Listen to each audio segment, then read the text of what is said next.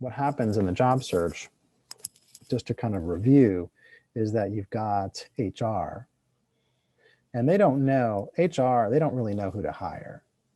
They're just following the directions of the VPs and directors. And they're saying, okay, these are the things that I want in a position, these 4 or 5 things.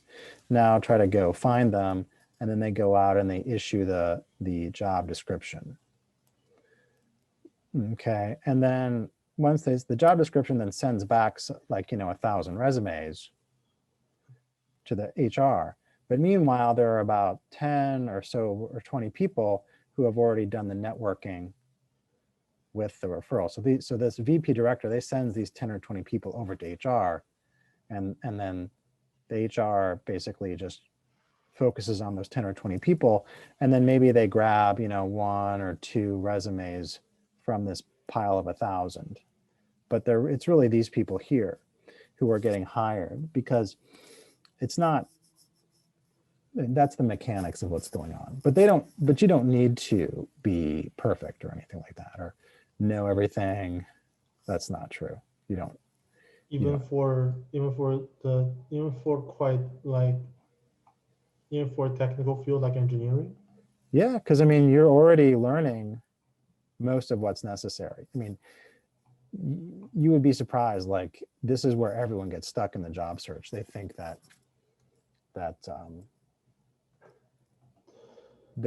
you need to have all the technical skills. So the question is, even in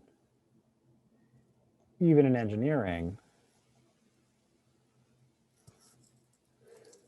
what skills do I need?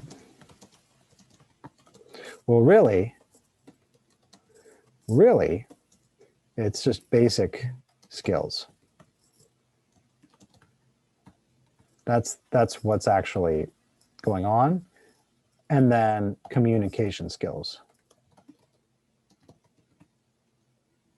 on top of that. That's all that's really needed. Basic technical skills. Basic. Like, you already have them, essentially, because you can figure things out. You can understand frameworks. If there's a new framework that comes along, then you can adopt it and use it. What people really miss or lack is the communication skills. So the people who are willing to actually reach out to strangers, that's impressive.